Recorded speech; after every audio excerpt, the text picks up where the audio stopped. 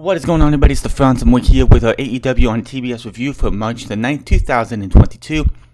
This was by far the most random-ass show I think I've seen AEW put together.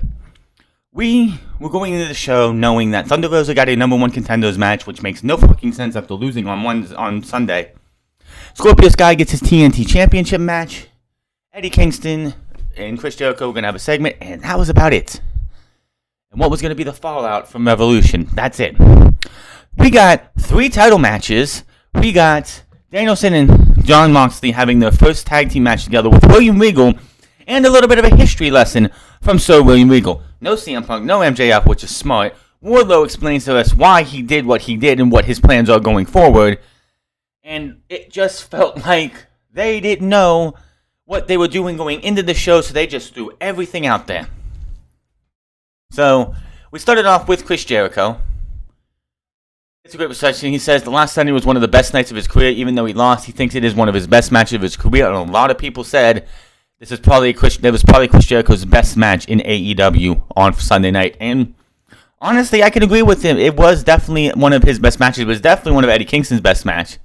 He thanks Eddie Kingston, claiming he brought out a side of him he thought was gone. Says he didn't live up to his word after the match, and his word is everything. Says he was frustrated as the fans shake his hand. Chris says Eddie deserves his respect, and he has got it, so he calls him out to shake his hand. He makes his way down to the ring and tells people they're going to get real deep. Kingston says the Friday night before the biggest match of his career, he didn't want to show up. He wanted to go out drinking as Jericho got in his head. Fans tried to do the what champ, and he's like, dude, guys, be respectful. Steve isn't even here, so just cut it out. Jericho claps, the fans clap because this is Eddie Kingston. Eddie says 4 people told him at the fan fest that they didn't end their lives because of what he said in his Player Tribune article. They read that article and it kept them going, and that's why he showed up. After the match, he went to his hotel room and cried because he wanted to make those people from the fan fest proud. He gets emotional and says he hopes he did that. He tells Jericho the handshake wasn't for him. It wasn't for Jericho. It was for Jericho. It was for Jericho. It sounds like Jericho. It's a Jericho problem. He says he dragged out the man he looked up to in Japan. That was him showing respect. He says Jericho proved he's still the man and still number one. But Kingston questions if that's enough to fill the hole where he doesn't want to show respect to young guys. Jericho says everything Eddie just said was right. Tells Eddie he has an undying respect. He thanks him and giving him respect and offers to shake his hand. Eddie says a couple things off camera, off microphone. Jericho dropped his mic, puts his hand out. They shake. As soon as they shake, 2.0 and Daniel Garcia run to the ring. Now, what they do is they throw Jericho down. Jericho is selling his neck while they beat up on Eddie Kingston. I think it was Matt Lee went over to Jericho and put his knee on Jericho's neck, and you could tell that something was happening because they really focused more on Eddie Kingston and barely did anything to Jericho. Santana and Ortiz come out with a bat. They clear the ring. Daniel Garcia was left alone. Ortiz gives Jericho the bat while Santana holds Garcia. And I'm like, oh, yeah, that's it. That's going to happen right now. All of a sudden, Jericho cracks Santana in the shoulder, knocking him down. Cracks Ortiz in the sternum, and both of them go down. He's working alongside 2.0 and Garcia, who get in the ring, and they all just start beating the shit out of these 3 men who are down. Hager comes to the ring. He's like, "What the hell is going on? Why are you doing this?" But then all of a sudden, he blasts Santana Ortiz, sticking with Jericho, smashes Kingston over the head with the baseball bat. Then Hager powerbombs him in what was a rough-looking spot. Like, I don't know what happened, but Kingston was powerbombed, and his head hit the fucking table. And Jericho gets on the microphone. He says, "This is the Jericho Appreciation Society, and that's entertainment." Just Judas plays. 99.9% of the crowd was not singing. They were booing. There were a couple people trying to sing for some stupid reason. The guy just turned heel, for fuck's sake. Now, knew this was coming. As soon as 2.0 threw down Jericho, and they all went over to Kingston and just left Jericho to just hold his neck as if they weren't his priority. It was fucking Eddie Kingston. That was like, oh boy, yeah, something's going on here. And then, as soon as Jericho got the bat, it's like, I knew it. Before he even wound up, as soon as Ortiz was given to him, I'm like, yep, it's coming. Now, when Jericho and the JAS, Jericho Appreciation Society, come on, can you come up with a better name? Just saying. Come out. Jericho has to come out to something else. Judas needs to die after tonight. No more Judas. Yeah, most of the fans are going to boo, but you're going to have those one or two smart marks who are going to sit there and try and sing out the Judas.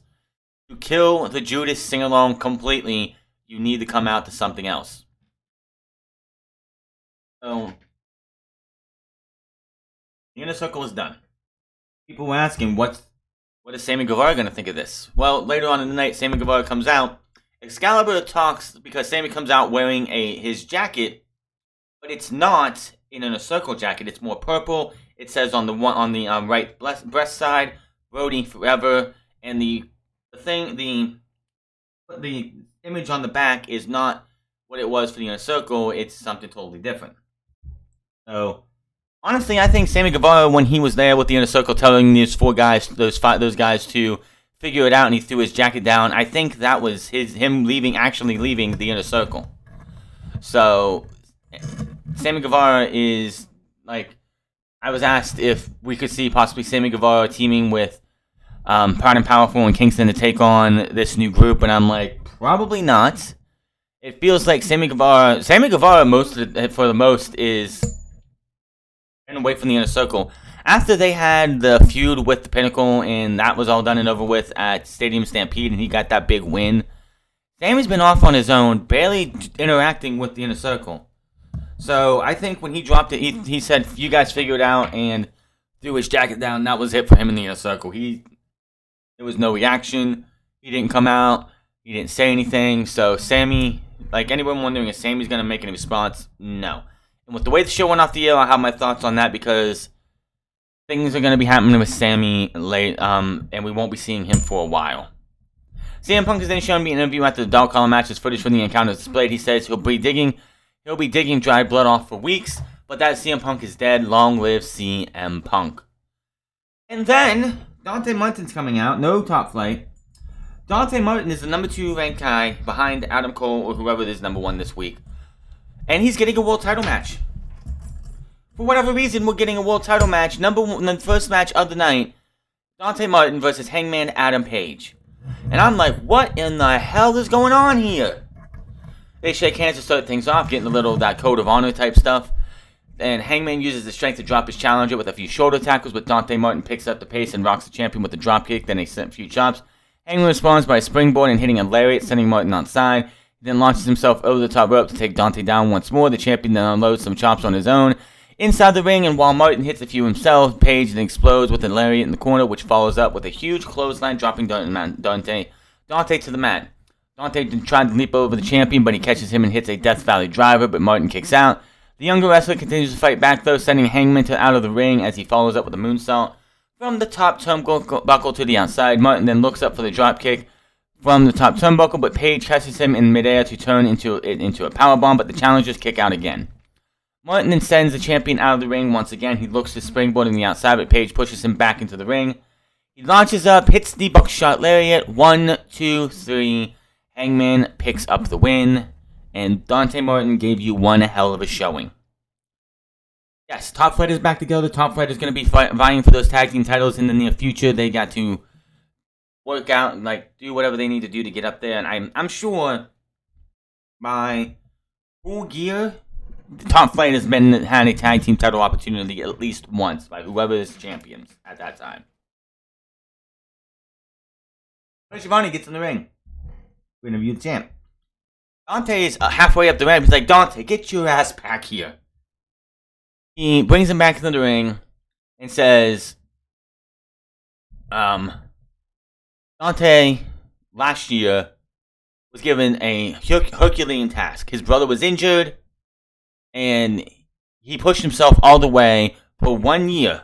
In 1 year, he went from a guy who didn't have any spot on the card, not knowing what they were going to do with him, to fighting for the World Heavyweight Championship.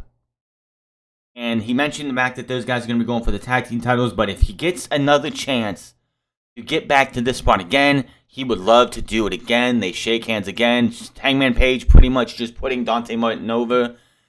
And honestly, Dante Martin has been a bright spot in AEW. A guy who, yeah, his brother was injured. His brother was gone. And they could have did the WWE thing where we don't see Dante Martin until Darius comes back. No, Tony Khan didn't do that. Tony Khan said, you know what, we're going to give this guy the ball and see what he can run with it. And the dude ran with it all the way to a world title shot tonight. Was it random? Absolutely. Was it a good match? Absolutely. Dante Martin is somebody that if they really wanted to give him a world title opportunity, a world title run down the line, I could honestly see it. Him and his brother will be tag team champions in the next 4 or 5 years. Absolutely. Maybe once or twice. Cole comes out and says, oh, will you just shut the hell up? And you thought you were untouchable? Revolution, I proved you weren't untouchable. He congratulated him for a fluke victory and says nobody can get lucky once. Anybody can get lucky once. And the next time that won't happen. And next time I will become the AEW World Champion. He says, you know what, let's test that luck next week. How about me and you in a 6-man tag match? I had two young guys in mind. Paige knows really well, and they're my friends, not yours. And you can have whoever you want. I was expecting Paige to go, yo, Dante, what you and your brother doing next week? That didn't happen, unfortunately. I think that would have been. He just gave Dante praise, and that was an ample opportunity to have him call up Dante, say Dante again, like call Dante, who should have been out on the outside still, and offer him and his brother the tag team match next week. But that didn't happen. Cole says he'll make Hangman's life a living hell, and he will not stop until he gets what he wants and what he deserves. He won't stop until he hears and new AEW World Champion. Again, really, really good match here. Oh, this was great. I'm surprised that we're getting Hangman, Adam Page, and Adam Cole continuing. I don't think it's not going to be a double nothing. They do have a show called Battle of the Belts coming up in April. They need a match. That match is going to be Hangman Adam Page versus Adam Cole. They did not have the world title on the line at the last Battle of the Belts. They will this time, and it will be Hangman Adam Page versus Adam Cole, and Hangman Adam Page is going to win again. So, next up we had Jon Moxley and Bryan Danielson, but with William Regal versus the Workhorsemen, that is JD Drake and Anthony Henry. Apparently they are a formidable tag team on the independent circuit, and they, I guess, apparently in Ring of Honor as well. Yes, ladies and gentlemen, you're going to be hearing the words Ring of Honor many, many times from now until the end of time, because Tony Khan, if you don't know, owns Ring of Honor. So, Jon Moxley immediately takes the fight to JD Drake, attacking him in the corner and launching him across the mat. Bryan Danielson tags in and unloads a series of strikes, dropping down the bigger man. However, he is able to power Bryan into the corner. And Anthony Henry tags in and unloads several kicks of his own. However, it doesn't last long until Bryan turns things around with kicks of his own, and Moxley then stops a mud hole in him in the corner. Bryan comes back in and chops and kicks, locking in a surfboard submission as Jon tags in and then bites his face before chopping him down. Jon throws him up in the air, turning Henry inside out, but he only gets one count. Henry fights back into the corner and comes in with a missile dropkick. Drake tags in, starts throwing slaps to Moxley, but he gets dropped. And when I mean throwing slaps, he hit Jon Moxley so hard that Jon Moxley, you can actually hear it. Like, my God, he didn't just give him a normal slap. He potatoed Jon Moxley. Jon Moxley didn't sell it, and he was like, you motherfucker, and just slapped the shit out of himself. Gets dropped with the lariat. Moxley then brings in Bryan, launching himself into the outside, taking Anthony Henry down. Bryan hits the knees, a bell lock, and that is the tap out. Jon Moxley and Bryan Danielson pick up the win. After the match, William Regal tells Tony Schiavone he didn't think they'd be doing this again 29 years after they first worked together. He says he has made it his own life and hard, both in the ring and in his life. Yes, Regal has done a lot of things. Has gone through the trials and tribulations of drugs and other demons. He says he's made his own life, and he knows how he's not long for this life due to too many empty bottles and broken hearts. Has a little bit of a joke with Tony Schiavone about his suit and everything. It was funny. Regal then gets emotional. He thanks Tony for helping him in the past. He then snaps out of it and says he is no longer required from his old job, and he checked out of his old job in this business. And then somebody told him his good friend Bryan Danielson mentioned him on AEW television. It got him interested. He went to watch and found out that him and Jon Moxley were going to be fighting this past Sunday. He says the reason people know him now is because Bryan and his name was always mentioned alongside of him. He says if somebody wants to work hard, he will make them a better professional wrestler. To a rounding applause by the crowd, who just were hanging on everything that William Regal wanted to say. They want to listen to this man. The first thing he'll do is sit them down and tell them not what to do. He says Bryan is what he should have been, and he is a perfect wrestler. And what makes Bryan that is he doesn't have the problems that William Regal does. He says there was a time they trained with a group of wrestlers, but he and Bryan would stay to keep working. At 3 o'clock, they would keep working from like 3 in the afternoon till after midnight. He set him places, and Bryan became the wrestler he should have been because he doesn't have the problems he did. William says he has seen enough on Sunday, and as what was better could be better as younger generations have these two men. He says that is why the team is together. He warns anyone who steps in the ring with them will not like the outcome. You will either step up or get stepped on. And that was that. Great to hear from William Regal. I cannot do his words justice. How somebody could not find a place on WWE's payroll for this man is beyond me. William Regal being like Jon Moxley, Bryan Danielson, CM Punk coming to AEW, Malachi Black, Buddy Matthews, Ruby Soho, Miro, let's see, Jeff Hardy, Matt Hardy, Mr. Brody Lee before his passing. All these names who came from WWE to AEW. All pale in comparison to the impact William Regal will have on this company. Not in front of the camera, but behind the camera.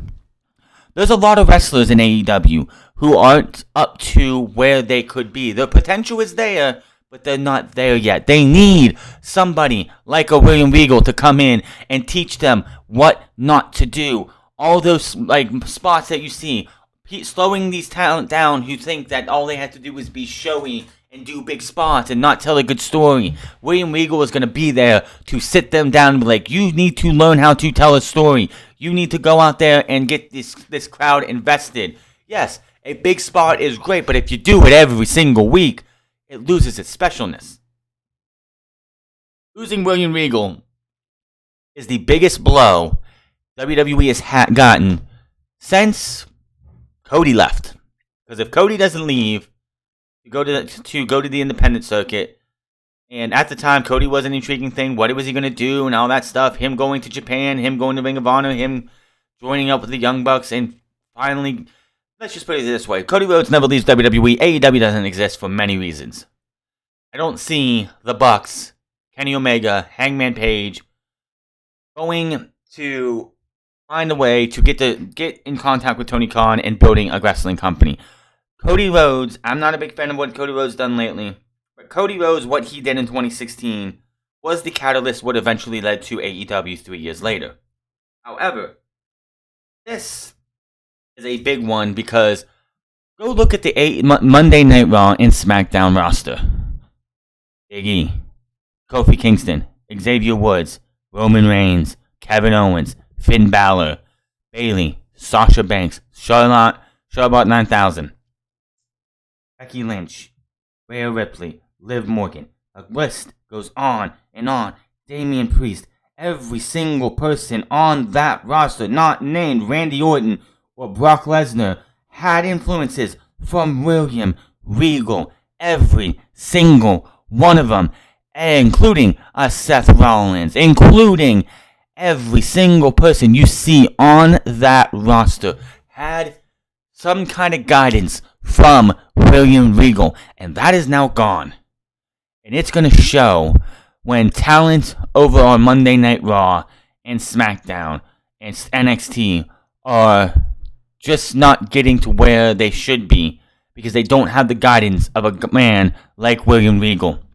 William Regal is going to be in this. Is going to be being the guy for this tag team, helping these guide these two and whatever on the screen. He is listed on their roster for AEW as a coach. So many young talents: Julia Hart, Lee Johnson, Brock Anderson, the Brian Pillman Jr., Griff Garrison, so many others. AQA, Ruby Soho still going to benefit from it. Thunder Rosa, everybody. Jade Cargill, even though I do not like what she's doing right now, she's going to benefit from not only training with Bryan Danielson, but also having the guy, William Regal, who can help critique her and see what she needs to do better that even Bryan Danielson can't see. William Regal is going to be the best asset that AEW has signed in the last since the company started, and it's not even funny. When you start seeing young talent get better and better and better with the help of somebody like William Regal, who has a perspective that a Jerry Lynn doesn't have. Jerry Lynn, of course, has a perspective that Regal doesn't have. But to have that second, third, or fourth perspective that other coaches, like all these other coaches, they see all this, and then Regal comes in and he's like, no, they need to just tweak this a little bit here. Everybody on the roster is going to benefit, and I feel so happy to see William Regal doing what he's doing. Here's another thing. I know Tony Khan at the presser said that he is going at the scrum after the show on Sunday. Said he's going to be head of creative of Ring of Honor. I see that lasting maybe 6 months at the most.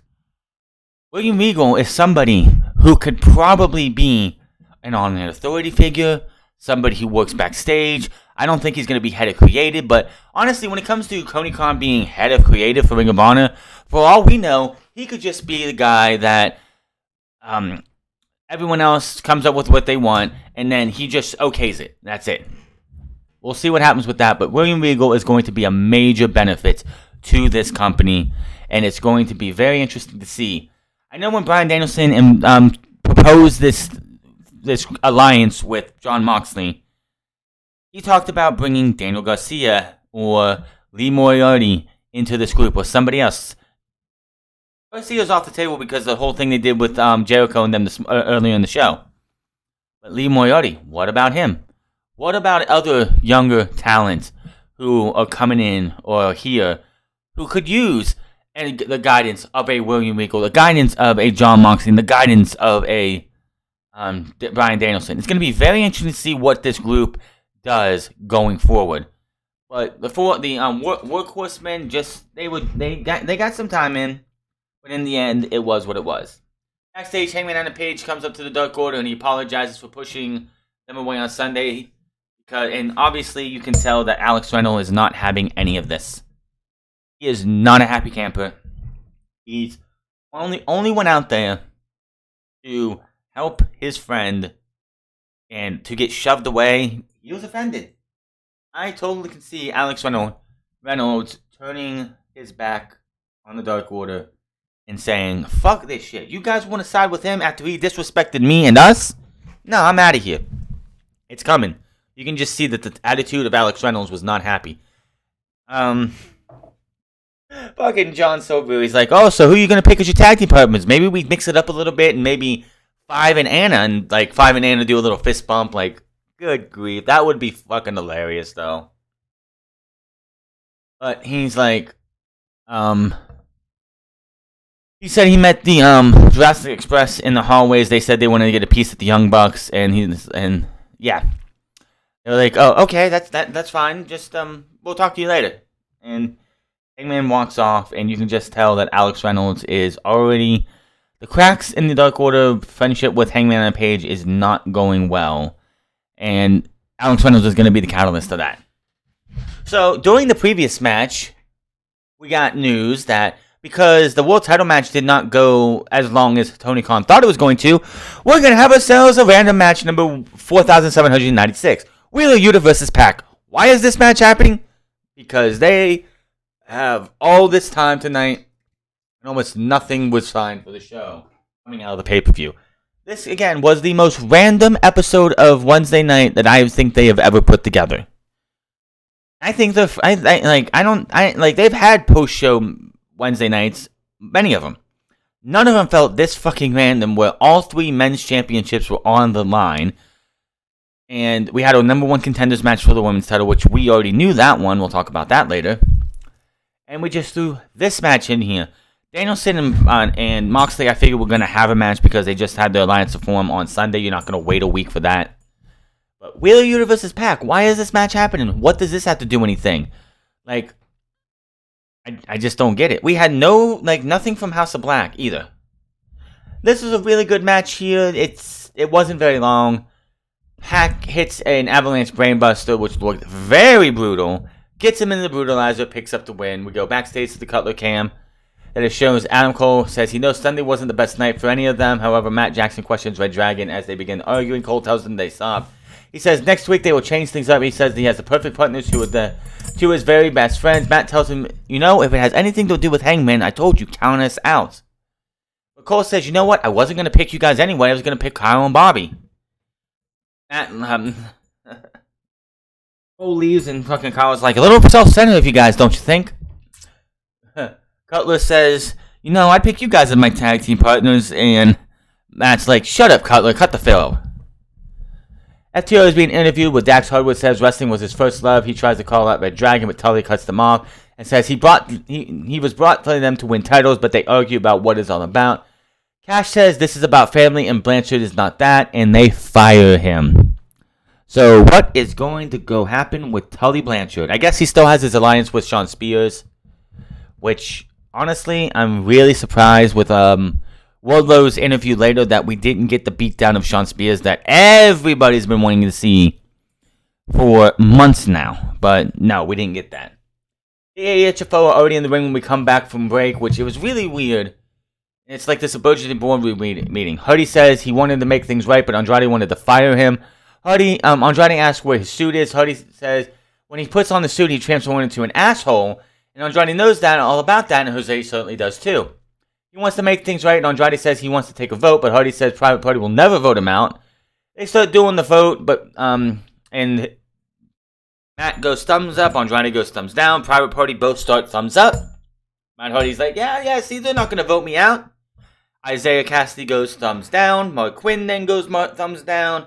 Andrade says, dude, you should actually, keep look at your back, or whatever, something, I couldn't understand what he said. He turns around, he's like, what the hell, guys? Why are you going to do this to me? Andrade attacks, the whole, Andrade's group attack him, beat him up, everyone's chanting for Jeff. We don't get Jeff, we get Darby Allin and Sting. They come to the ring slowly, but they come to the ring while Andrade stomps away on Matt. Gee, can babyfaces get to the ring a little bit faster? I'm just saying. So they dive in head first. The entire group beats the hell out of Matt and everyone else. When all of a sudden, Loaded starts playing. The Hardy Boys Attitude Era theme. Not the remix version WWE uses. The original version that they used to use back in 1998, 1999. Jeff Hardy comes out. He starts dancing a little bit, gets to the ring. He takes everybody out. Swanton to, I think it was the Butcher. The Blade. Swanton to him. Matt and Jeff share a big, huge hug. Jeff looks over to Sting, puts his hands together, and just thanks him. Darby and Hardy, Darby has a big stare down with Jeff. Everybody wants to see Jeff Hardy versus Darby Allin. It's coming. Don't worry, it's coming. And that was the end of the segment. So the Hardys are here. They got their original iconic theme, not the remix version WWE used the last time they were there. Yes, there is a difference. But yeah, it's gonna be one last run for the Hardy Boys, and it's perfect to have it use their original theme from back in the day. Which is hilarious to think because, yeah, I was informed that Loaded is a royalty-free song to be used, so WWE can't own the rights to it. That's probably why WWE remixed it and mixed it up to themselves so they could have full rights to it. But the original version they used, I think back when they first got started, was what we got tonight. So that's fantastic. That is awesome. It helps because, quite honestly, I'm gonna have to be honest. Modest and Obsolete, they don't fit this group. It's got to be Loaded and the Hardy Boys iconic theme. It just has to be that. Will Strickland is shown backstage as Tony being told that he has his first match coming up this Friday on Rampage. That match should be taped about now. Tony needs to interrupt. He says since they've been history of wrestling on Fridays, aka 205 Live apparently, he thinks they should do that again. Strickland agrees and says he will do what he always does and beat that ass because it ain't Nisa's house, it's Swerve's house. Tony Schiavone is back again, this time welcoming Wardlow to the ring. Wardlow says he's always come to a moment whether he could help someone else accomplish their dreams or take the chance to fulfill your own. He says before Max, he did a lot for someone and got nothing in return. Little did he know he was walking out one cage into another with Max. He knew Max wasn't a good person, and he asked for forgiveness for associating with such trash when he grew up very poor and had to watch his mother struggle, who has a heart of gold. Max changed his life, and for that he thanked him, but he does not give you the right to disrespect someone like you did or put your hands on someone like you did.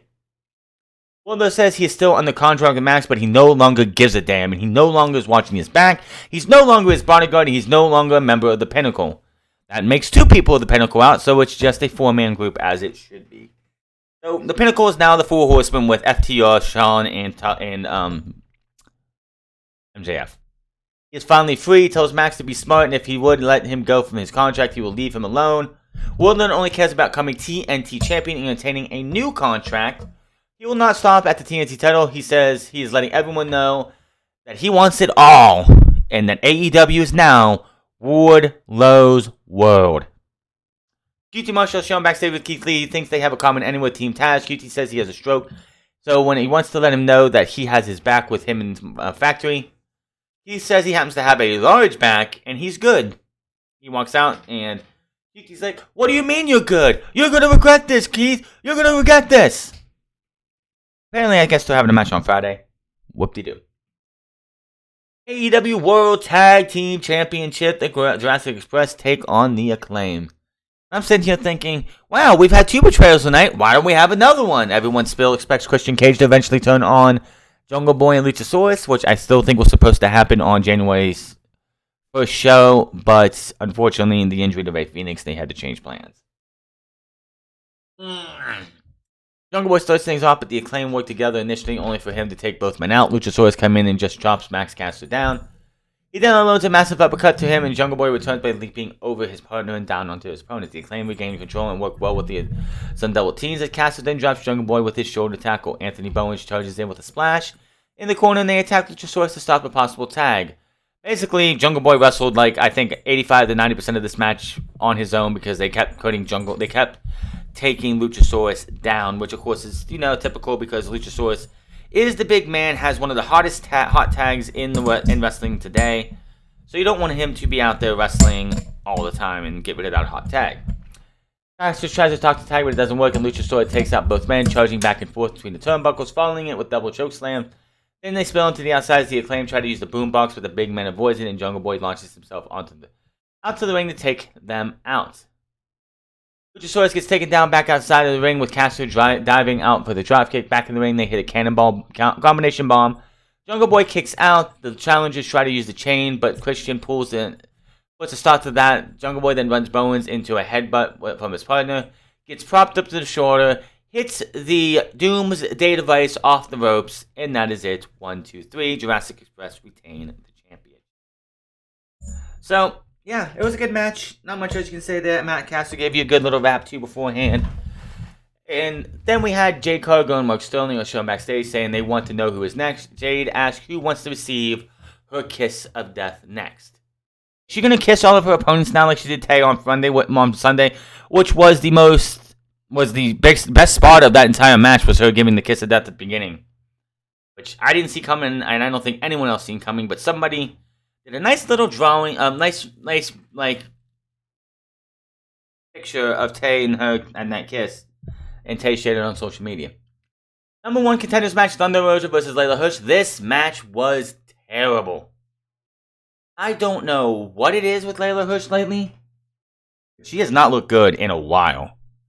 She is just, I don't know, she's off or something. Maybe because I've been seeing a lot more kinesio tape on her one arm. Is she legitimately injured and she's working through an injury? If that's the case, she needs to go get that shit fixed. Doesn't matter what storyline they're doing because she's not in the world title picture. She wasn't winning this match. She wasn't going to be anywhere near the Women's Championship. It made no sense to have this match at all. This entire thing they're doing right now is WWE booking. First off, you had the TBS tournament where Thunder Rosa got screwed over by Mercedes Martinez because the champion brought her in to end Thunder Rosa, even though Thunder Rosa hasn't had any interaction with the women's champion since the Lights Out match last year in March. So, it doesn't make any sense why all of a sudden they're starting this feud back up when there was no interaction for them for almost 7 or 8 months. And then she gets the title match, loses to one of the worst booked matches in AEW history. Not the worst. The Chris Statlander and Riho match in the beginning of 2020 was the worst women's match in AEW history because of the Nightmare Collective and all that garbage. Anyway. But she loses the match, and then 3 days later gets a number one contenders match. This is WWE booking right here. This would be like Damian Priest losing the U.S. title like he did, and then the very next week he gets a number one contenders, a championship contenders match, and then gets and then wins that match to go on to face Finn Balor for a rematch for the title at WrestleMania. None of it makes any sense. They held the title change off, which they gave away, if you think about it. On Friday, they gave away who was going to win the match on Sunday. On Friday, AEW taped Dark for Rampage because Rampage was live. During that Dark taping, they did an interview with Tony Schiavone and Thunder Rosa, with Thunder Rosa talking about the title match with the women's champion. Rampage is on Friday. They didn't have that episode of Dark air on Saturday. That interview has not been seen yet. So, I didn't think anything of it. I thought, they were just going to have the championship match go this way anyway. But no, they literally told you on Friday, if you found the results on the dirt sheet, that Thunder Rosa wasn't going to win there. This is terrible fucking booking. The title change should have happened on Sunday. 10 days later, because it happens to be in her hometown and apparently on her birthday, is no excuse why you give us that shit match on Sunday. And then here, I don't know what's up with Leila Hirsch. I noticed it in the Chris Statlander match too, even though that was a pretty decent match. She seems to be working hurt. I just have to call it out. It feels like she's got some kind of shoulder injury, and she's trying to go through it. There were a couple times she tried to do transition into a move into the armbar and damn near fucking landed Thunder Rosa on her head. She just seems to be off for some fucking reason. Fire Thunder Driver 1, 2, 3. Thunder Rosa wins. Tony Schiavone on the microphone says next week Thunder Rosa gets the title shot. It has been 1 year since the Lights Out match that those two had last year, which Thunder Rosa should be praised more than she was because she carried the Faker in that match.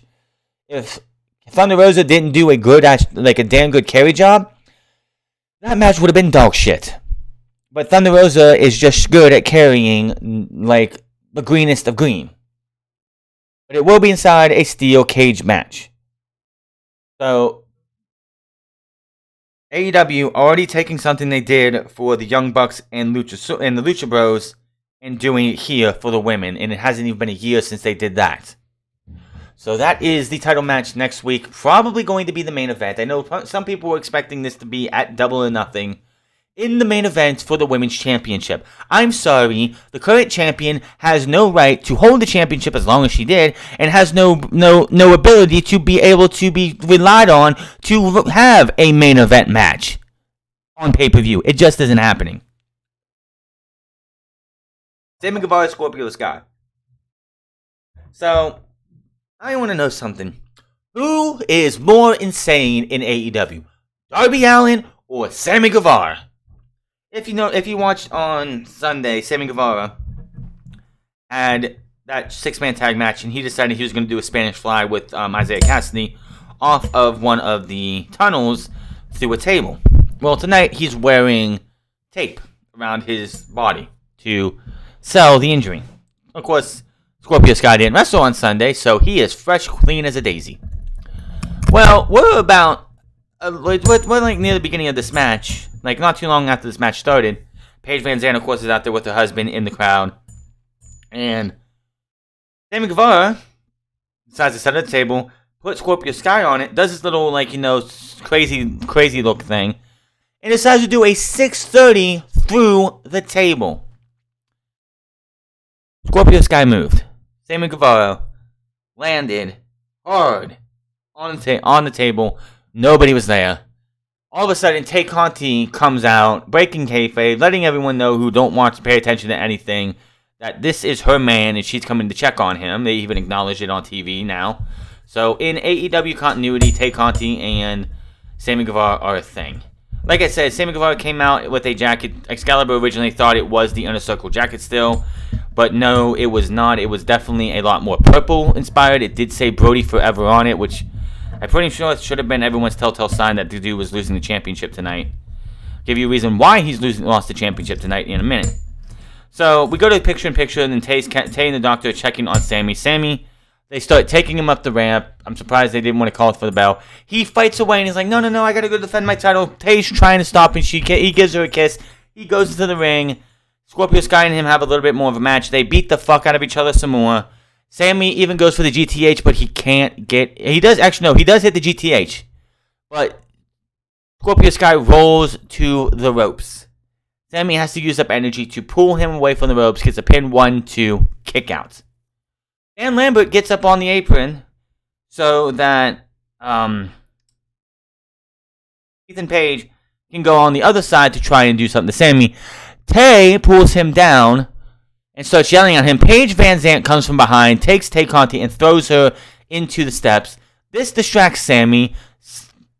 Scorpio Sky hits the ATL. 1, 2, 3. We have a new TNT champion. Why did Sami Guevara lose the championship tonight? Well, there's many reasons. One, you're not going to have Sami Guevara versus Wardlow and expect people to... Sami Guevara is a babyface. Wardlow just turned babyface officially. You can't have Sami Guevara versus Wardlow and have Sami Guevara retain the championship because MJF or Sean Spears or both screw Wardlow next week as punishment for turning on MJF. Another reason. Sami Guevara and Tay Conti in his vlog and on social media have said they are going to Mexico soon to work for AAA for a bit.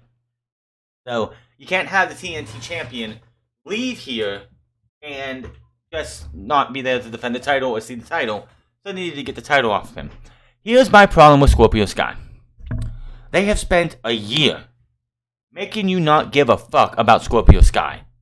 They put him in this team with Ethan Page. It was going nowhere. They teamed him up with Dan Lambert. It didn't help anything. They lost every single big match, tag team match, or six-man tag or whatever they were going to have.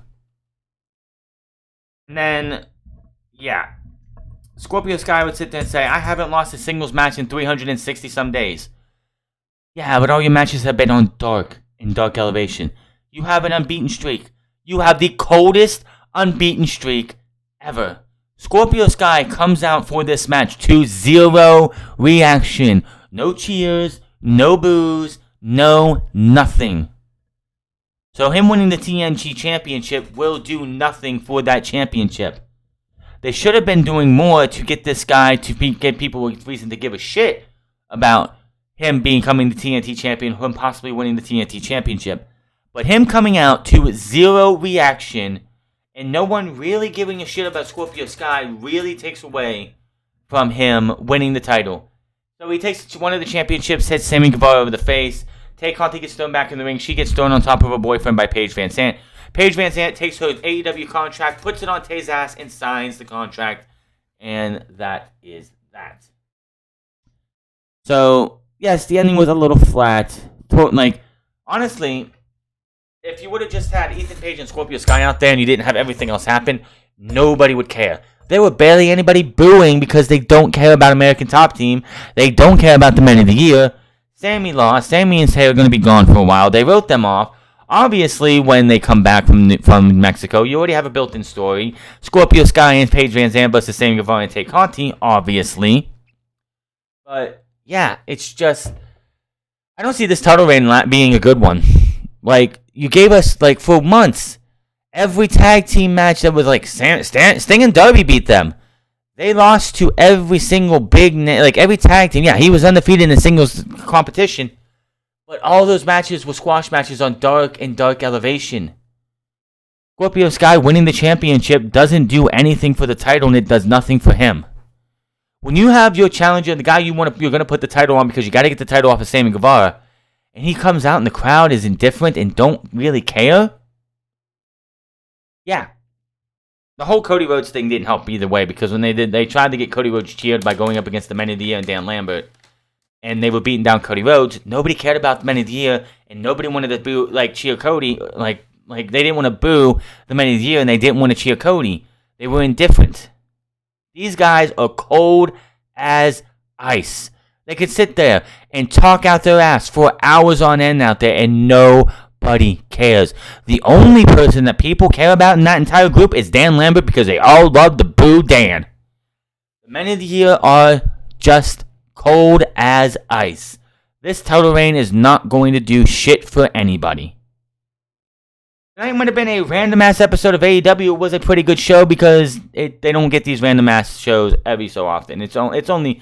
Honestly, I don't remember the last time they just had a show that they threw a bunch of stuff on there. We might get a match or two, a segment added towards right before Wednesday night starts, but it's not this much. Good show overall, but we'll see what happens going forward. Obviously, next week is St. Paddy's Day Slam. We better have a new women's champion, and Tony Khan needs to get his head out of the fucking faker's ass ASAP. But I'm going to get out of here. You guys have a good one. Hit that subscribe button. Comment down below. Like or dislike this video. Find me on Minds at the France Club. Find me on twitch.tv/The France Club. And find me on Instagram at The France Club. And I will see you guys on Friday for SmackDown and Rampage. Until then, my name is The France, and I'll see you guys later.